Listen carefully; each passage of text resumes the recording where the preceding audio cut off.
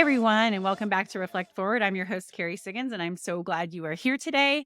Today, my guest is Jay Scott, who calls himself a talentless, real life anti hero who doesn't just talk the talk, who walks the walk. And you will learn exactly why he says that about himself because it's so true. He grew up on the streets of LA, hard knock life, command and control, and quite frankly, was a jerk when he started out in his leadership career. And he had some life changing moments that allowed him to see that there was a better way. And he's created this whole different leadership philosophy around how do you bring the very best out in people by listening, by empowering them, by helping people believe in themselves, and by just leading differently. So I know you're going to love this interview with him. It's so funny. We have a great time. So hang tight and I'll be right back with Jay.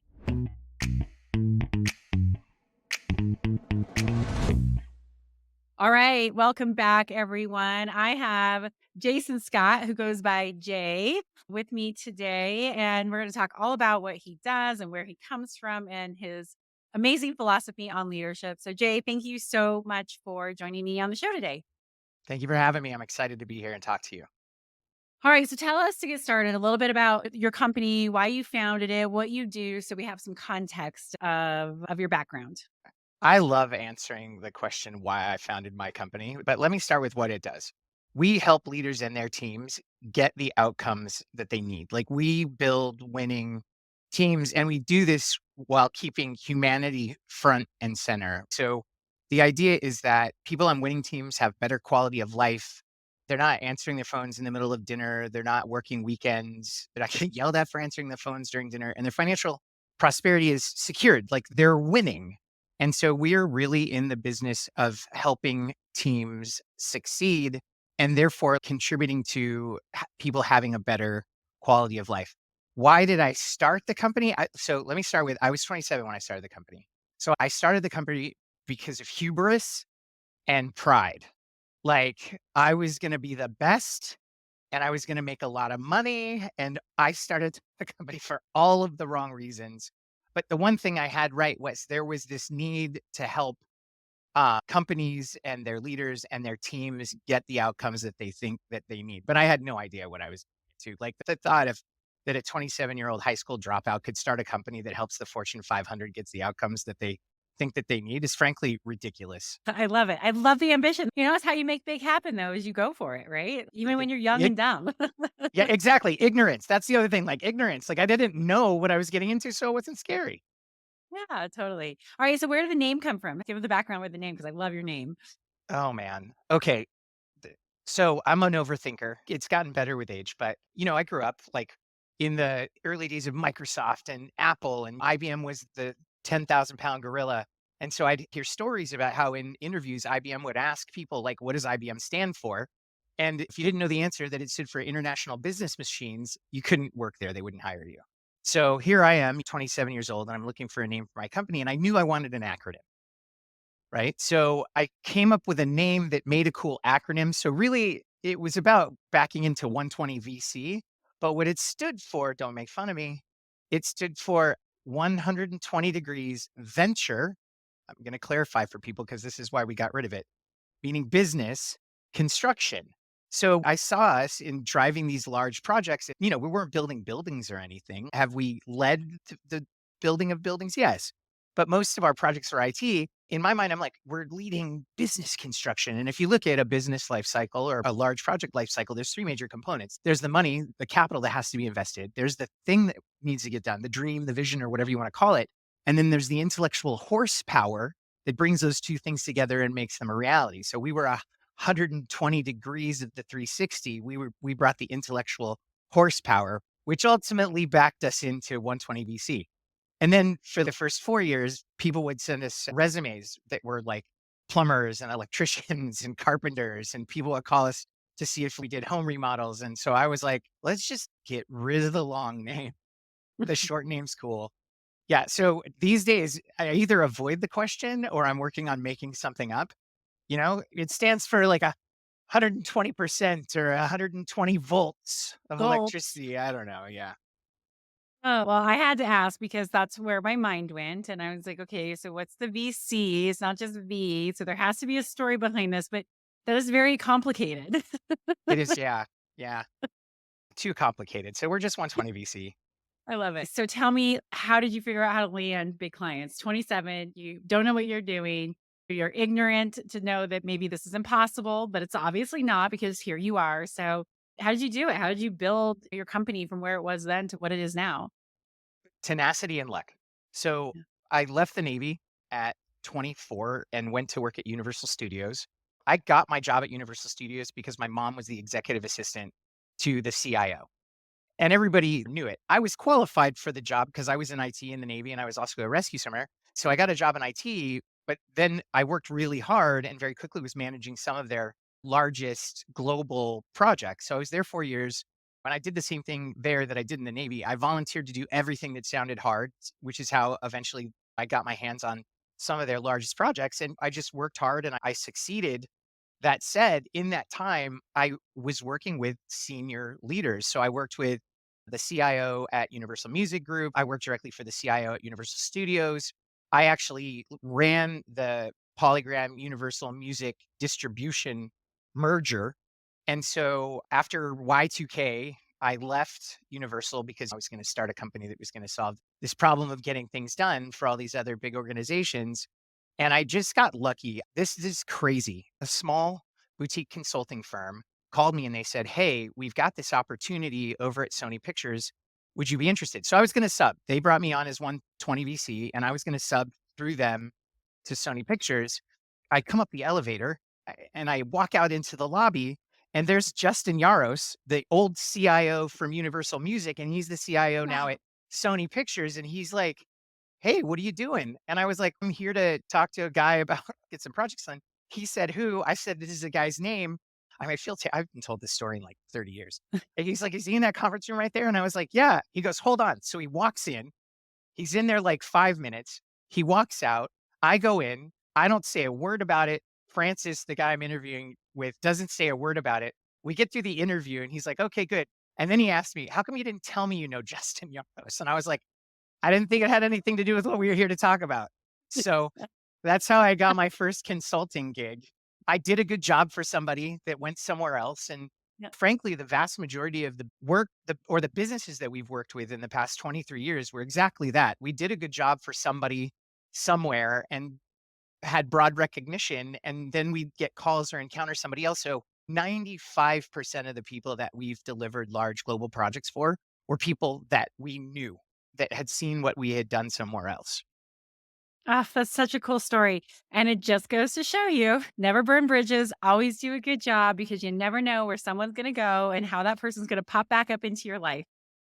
Exactly. When you play to ensure that your stakeholders are successful, when they succeed, then you're successful and it will just continue to cascade and reward you. Yeah, absolutely. Okay, so let's talk a little bit about your leadership philosophy because I know that you grew up very differently. You put it like you're the exact opposite of the way that you were raised. And so I'd like to talk a little bit about that because I'm guessing that coming from military and being raised in a military family, you had maybe a command and control type mentality. So can you tell us a little bit about your story and then how you've shifted into this much more evolved way you look at leadership? Sure. So in brief, I grew up in a gangland neighborhood in Los Angeles, which was an accident. I was young when my parents divorced. My mom hadn't worked, and so she got a job not making very much money. So we moved into a neighborhood that she could afford. And in this particular circumstance, I was the minority. So I remember getting jumped on the way to kindergarten. It was a block from the apartment that I lived in. And my mom had no choice. I'm in kindergarten. I'm walking to school by myself, right? Because she had to go to work. So I got jumped on the way to school. I got jumped at recess, at lunch.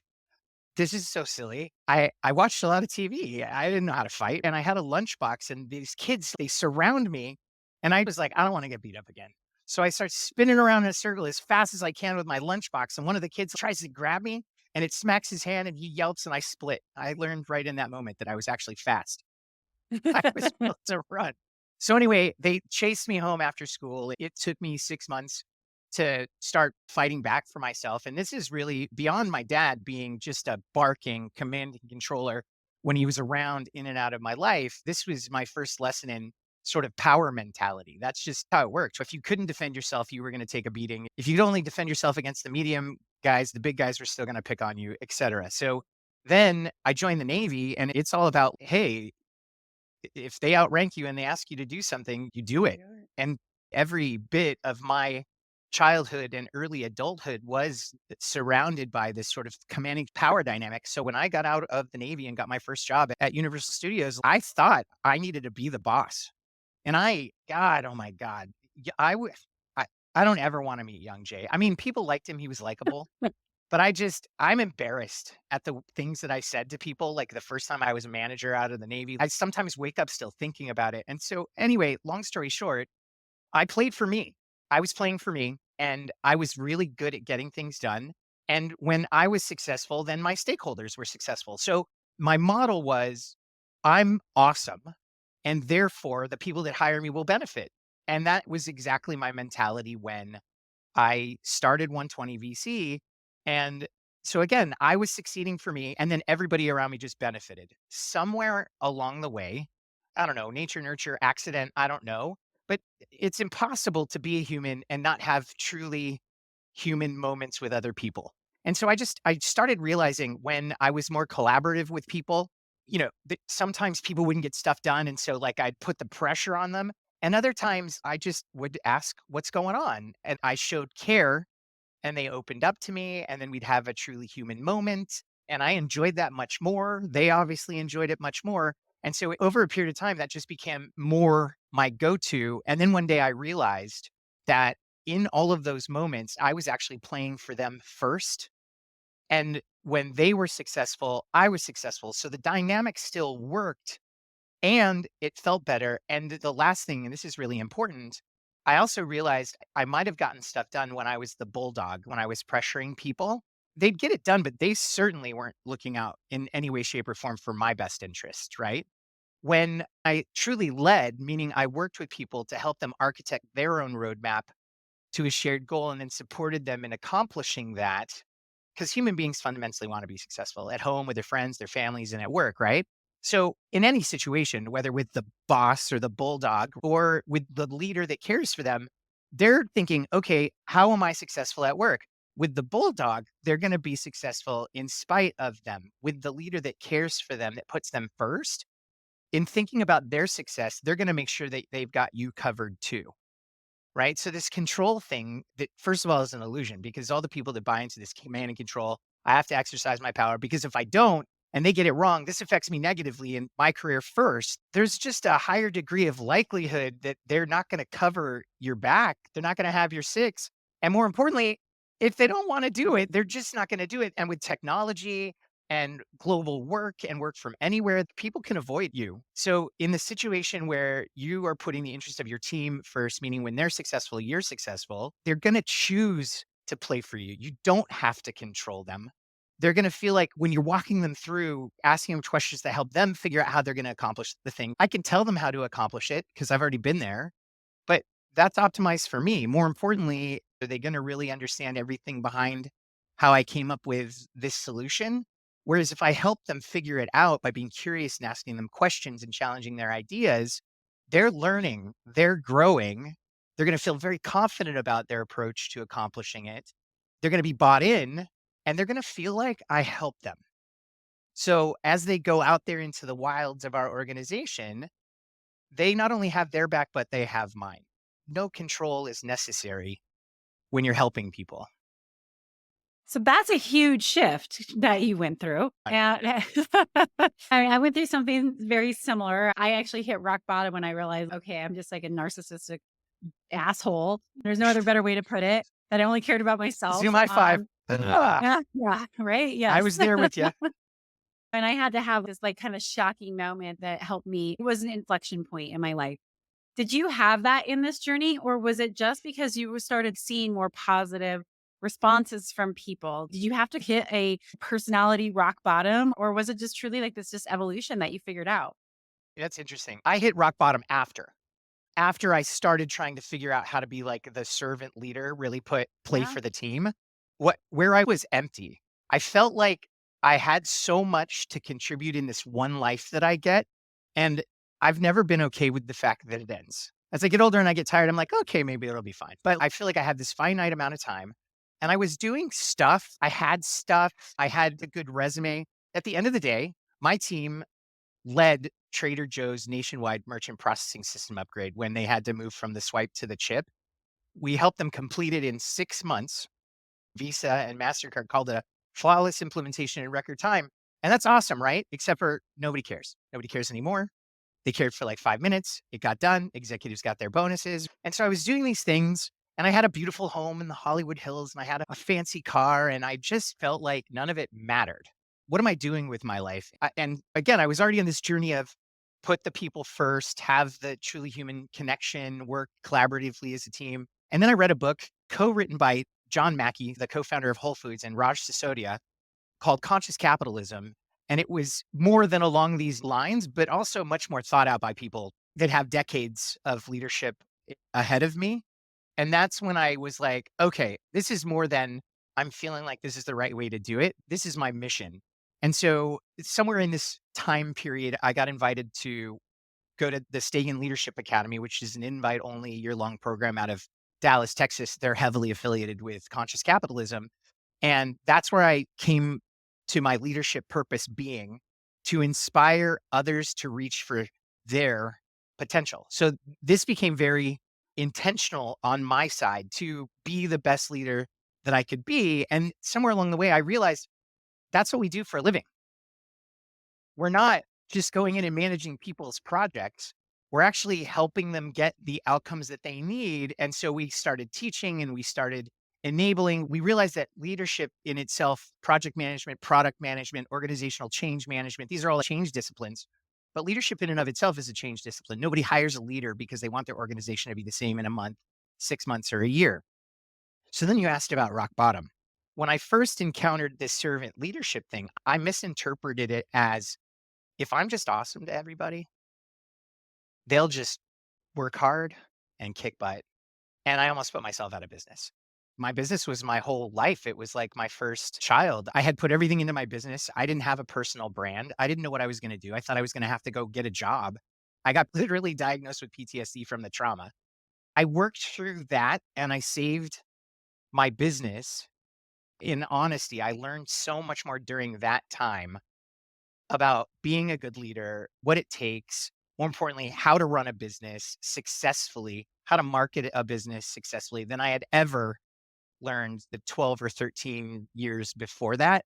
And moreover, now I'd suffered for my beliefs, which is I am going to be the best possible leader and help other people be the best possible leaders that they can be because it means something, right? Like it Yeah. changes the trajectory of people's lives, being in the presence of a commanding controller, which makes them feel terrible about themselves, and having the example of somebody that shows up to play for them, that was probably my first step, and I didn't know it. My last leader at Universal Studios, his name was Todd Friedman, and the term wasn't even coined at the time, but he was my first example of a servant leader. Trust me, he had many of conversations with me like, "Hey, you can't talk that way to people. You can't behave that way." So I had somebody help sort of Yeah. put me on the journey. So that's kind of how I made the shift and just every day become more and more passionate about it because I think about how many of the things that we are taught that we actually have wrong, like accountability. So we talk about accountability. When people say, I need to hold them accountable, they're never like, you know what, Carrie? I'm so excited. I'm going to go into work today and I'm going to hold a couple people accountable. I wish you could be there. No. No one No, says it's that, like, no. it's angry. Like I have to hold them accountable, right? And why are they saying this? Because it was a breakdown. Something didn't happen the way that it was supposed to happen. And this is where we start the conversation around accountability. We're going to hold them accountable. At the breakdown, where was the leadership before the breakdown? What's this manager or executive's role before the breakdown? Well, it's really setting them up to be accountable to a commitment that they've made. First of all, holding somebody accountable, that sounds like assault and battery to me. You can't physically do it. You can't make anybody do anything they don't want to do in a legal, ethical, or morally appropriate way. So we should just stop saying that. What we can do is help people get accountable and help them stay accountable to a commitment that they've made. How do you help somebody stay accountable to a commitment that they didn't make? And this is also where visionary leadership comes in. And this is what we spend a lot of our time doing. we go into organizations and we say, look, I get it. You have to run this project. And they're like, hey, we're going to deploy DE and I, right? Or, hey, we're going to replace all our disparate financial systems with like a new financial system. And here's what I'm hearing: you need a whole bunch of people in your organization to go about performing their jobs differently, like a whole bunch. And the reason you need that is because you believe that you need to get different results, and organizations are optimized for the results that they're getting. The only way you're going to get different results is if the humans go about doing their jobs differently. Here's the rub: human beings fundamentally want to be successful, and they know how to do their jobs the way that they do their jobs. And if they're doing their jobs the way they're doing their jobs, it's because they've been getting their patted on the back for doing their jobs this way. And now you want them to experiment. And in most organizations, they want you to figure out how to be successful doing your job differently. And by the way, don't break anything along the way, or you're going to be in trouble. We're going to have a talk. We're going to put you on a performance improvement plan. By the way, none of these people get asked, hey, do you want to work on this project? No, they get voluntold to work on the project. And they also have day jobs. And so they're like, hey, does this mean I don't get to do my day job? They're like, oh, no, do your day job, work on this project. And then organizations wonder why every statistic around large global projects is like a disaster. There's another way. You go to these people before you make the announcement and launch your project, and you say, hey, we're thinking about doing this thing. Like literally everybody that would be involved in the delivery and the people whose jobs needs to change, which is the exact opposite of how we do it today. The executives decide and then expect the many to comply. Well, these executives are executives because they kind of get something. They're intuiting something. They're intuiting the reason the organization needs to change, but they rarely share that.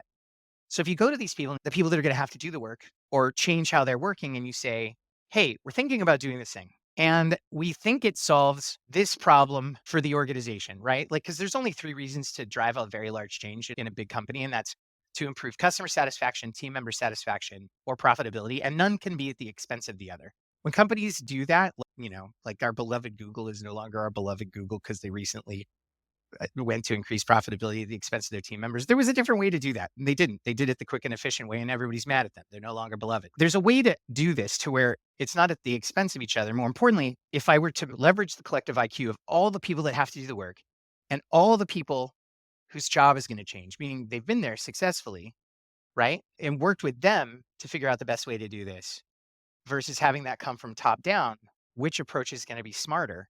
So you go to them and you say, hey, we're thinking about doing this thing. And these are the problems that we think it solves for you, for our customers, for profitability. And so you're thinking, you know what, I've seen what Jay is describing done in some places, right?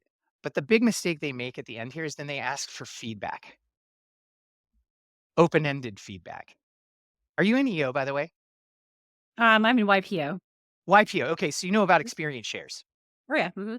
Oh, so that was, thank you, EO, by the way, for that. Yeah. So we go to them and we say, this is what we're thinking about doing. And then tell me about a time where you worked in an organization that had this problem and then they put a solution in place for it. You craft these questions and then they ask them, and you can see from their responses that they care, that they're engaged, that it is a problem. And more importantly, as they're telling you about a time, they're actually telling you the things that will solve the problem, and you can take notes. And so once you've gone around, circulated the idea, created demand, right? You go ask them who wants to participate on this project. And the vast majority of them are going to sign up because as you're doing this, you can see their responses are indicating whether you have or don't have demand. Right. And then my customers are always like, okay, cool. What do you do if you've got one person, the subject matter expert that you absolutely need that doesn't want to sign up? My question is always, do they have a day job? The answer is always yes. So my response is always, let them do their day job and let's go find somebody from the outside that wants to help. Yeah. Yeah. Totally. Yeah. Why force it? Right. Yeah. It Yeah. doesn't I make love any it. sense. Yeah, I know. I know. People don't understand the difference between responsibility and accountability. And you're exactly right. Like accountability is typically after something has happened, right? Then you go back and it's like, okay, I'm taking accountability for it or I'm holding somebody accountable for it. But I think you're right. The beginning part comes with that personal responsibility. And that's different. That's saying I am choosing to be this way, to perform Yes. this way.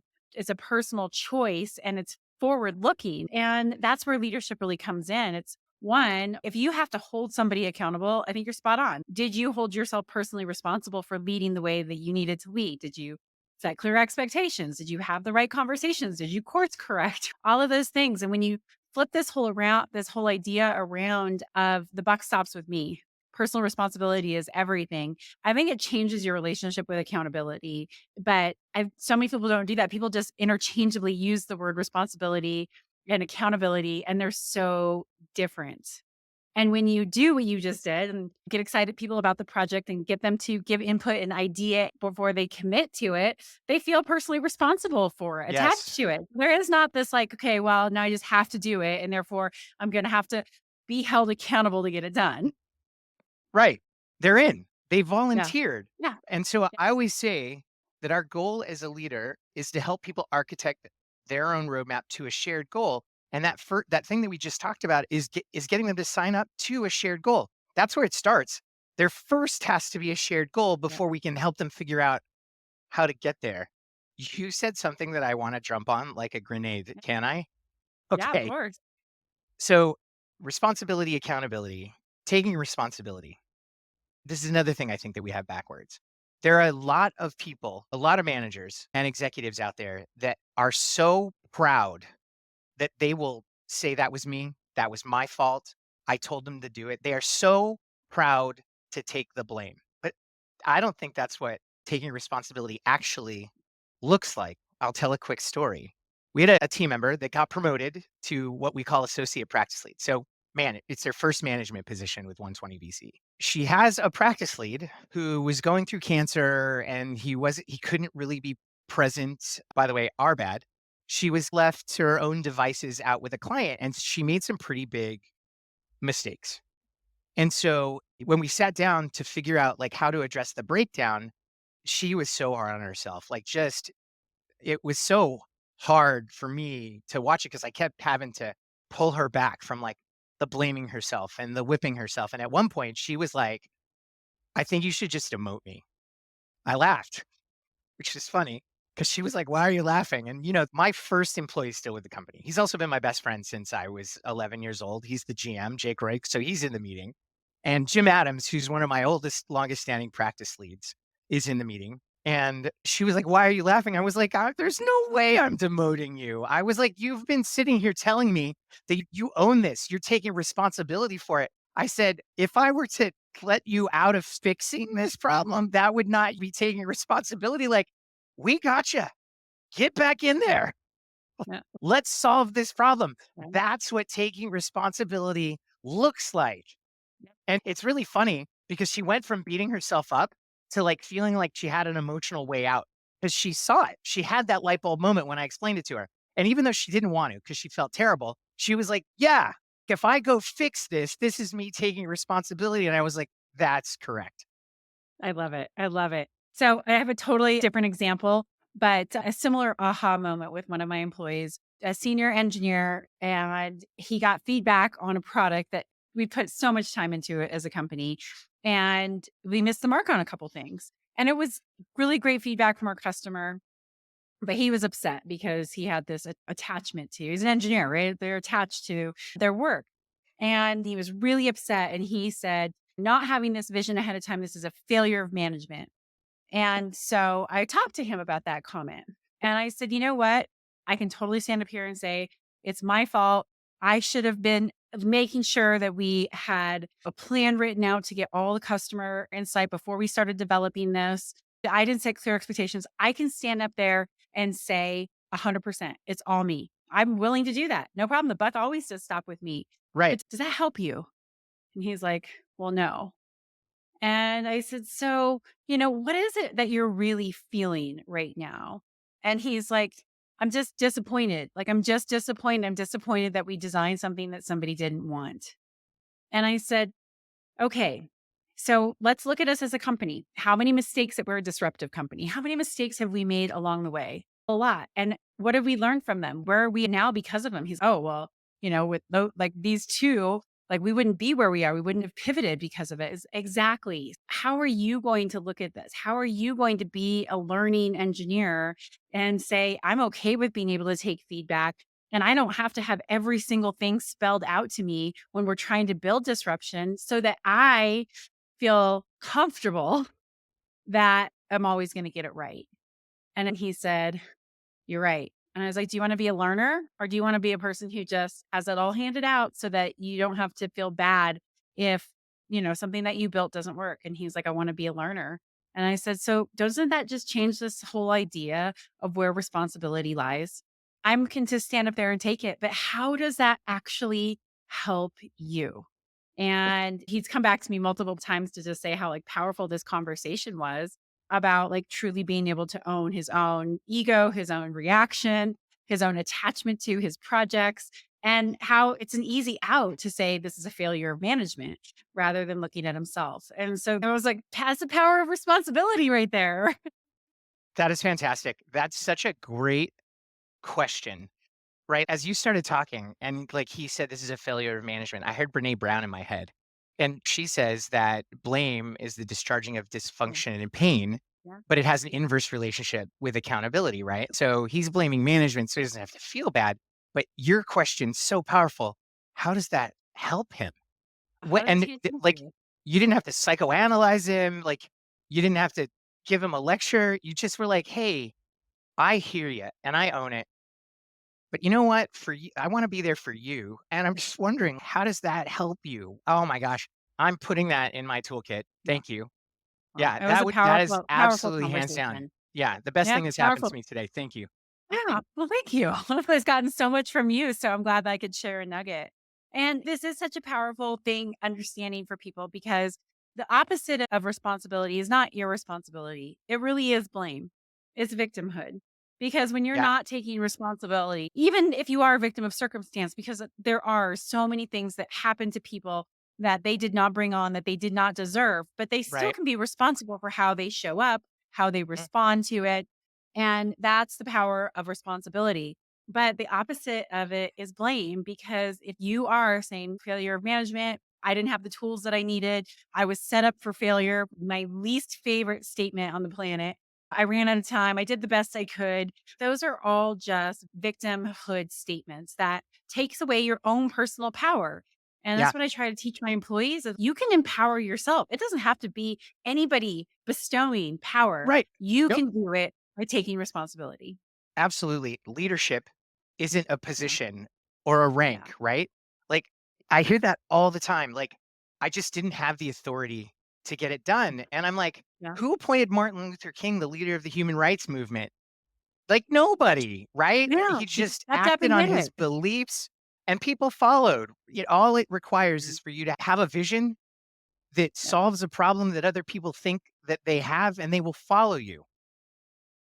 I agree completely. It really is transformative. You can change your life. Anybody can change any circumstance in their life if they just decide that they are going to get that mindset right and they're going to do it and then take action. Martin Luther King didn't become Martin Luther King because he just wanted to and he had an idea. He worked so So hard. hard. Yeah. Right? But that's like I think that kind of fits into your ethos of get shit done. People ask me, how do you do all the things you do? And I'm like, I work really efficiently and I get shit done. And you don't quit, Yeah. right? Like, Man, man. you fall down, you learn, you keep moving. It's funny, a year ago, I was doing research for a podcast, and I was listening to all the guests, and it sort of bothered me a little bit that everybody's an author, and we've got all these titles, and I just was like, "You," because mine said the same thing. And I just thought, "What do I really wanna put out there in the world?" And I think, because the truth is I was fancy and I wanted to be fancy and I wanted to be the guy that was beating the Joneses. And again, somewhere along the way, I realized that was a vision that was handed to me from somebody else. And I drive a truck, right? I prefer to wear sneakers. Like, I'm really a regular guy. And a lot of people give me credit for being smart because I'm successful. But the truth is, I just work really hard, right? Like, I think we hide behind this illusion of talent. And my big belief is that I don't have to be the smartest person in the room. I could be talentless. And if I can share a vision that solves a problem people think that they have, then they will follow me, and more importantly, now we can all just be regular, talentless people because we have the power of the collective IQ. Like, together, we're multiple geniuses, and so that's where I think servant leadership, bringing people together, but then the transformative or visionary leadership then is about keeping people focused on the mission. Again, hey, once we establish the outcomes, it doesn't require a genius to keep people focused on, are we moving toward the outcomes. So this whole thing where we're taught in life, that we have to be special to accomplish anything, I feel like I've proven is false. And I want to continue people not to embrace this illusion of talent or smartest or all of these things because then they become your crutch. Just be a human, be regular, right? And surround yourself with regular people. And if you're fortunate enough to have some people that are actually talented, great. We want them to be part of the team too. But it really is about the power of the team and not the power of the individual. Nothing worth accomplishing was ever accomplished by one single. No one ever gets where they are alone. And if they think that they did, then they probably have a lot of people who don't like them. Yeah, it's a good point. Yeah. And they're probably unhappy, honestly. Yeah, there's this narcissism, right? I mean, narcissists think that they do it all on their own, but nobody does it all on their own. But I agree with you. I think working hard, it's definitely why I am where I am today. I just know how to work really hard. And luckily I love to work and getting And things hopefully you done, love what and you do. I love what I do. I That's want great. that's like that's my mission. That's my passion, is how do I help inspire people to find purpose and meaning in their work so that they love their jobs as much as I do, because I love what I do. That's why I do so much. I'm happy, I'm fulfilled, I'm living my best life because I love what I do. And if every single person could have that feeling, we wouldn't have half the problems that we have right now, because work is such an important part of our sense of self, and if we love what we do and we have that purpose and meaning, it makes life so much better. Okay, so I know you're supposed to ask this question, but you set me up. This was perfect.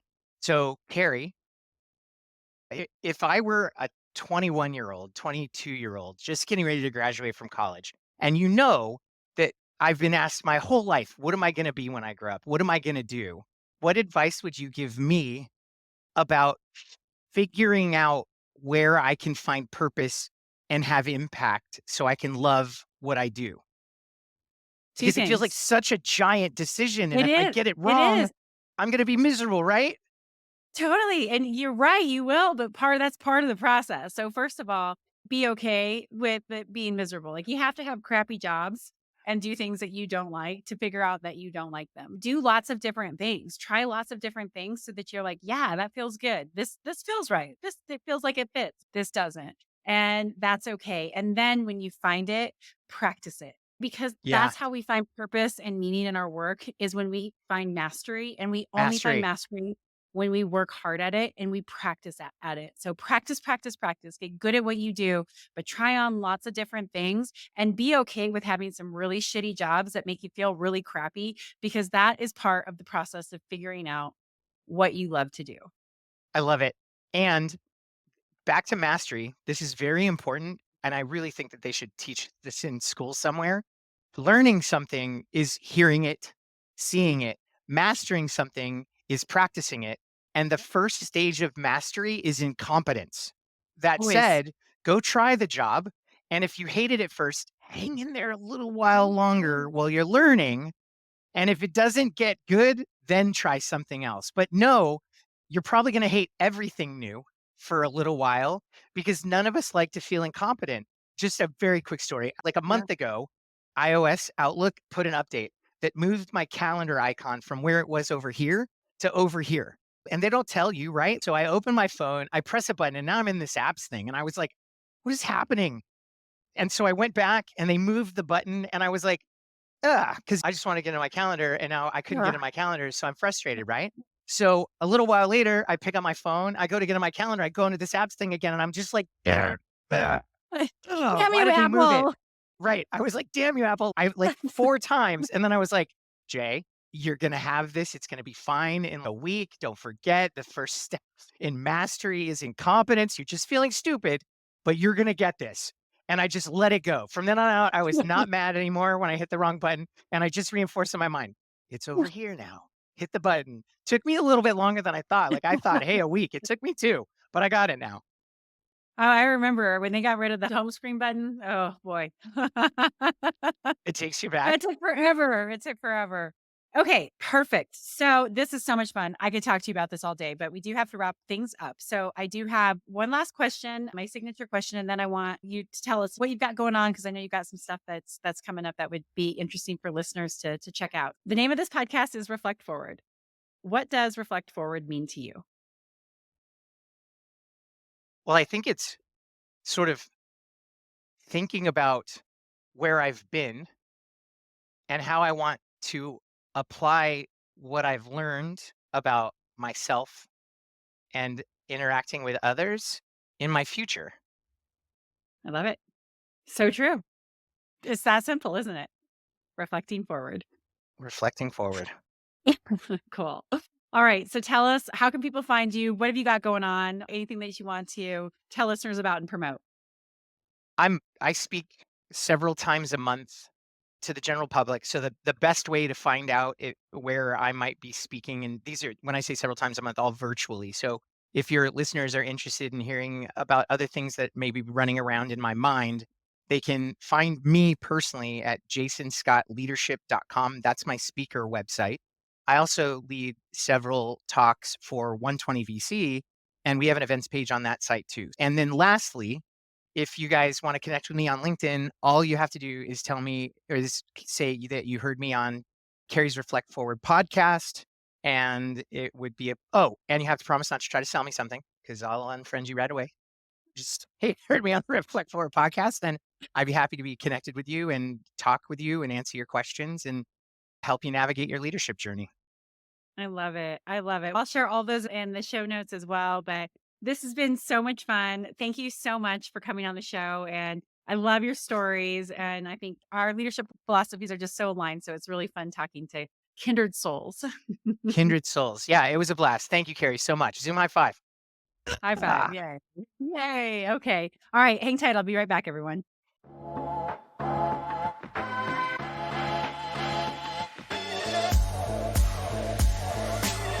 All right, everyone. I hope you enjoyed that interview. Such a fun guy. Be sure to check out his website. He also has 2 books that you can check out. The first one is called The Irreverent Guide to Project Management and Agile Approach to Enterprise Projects.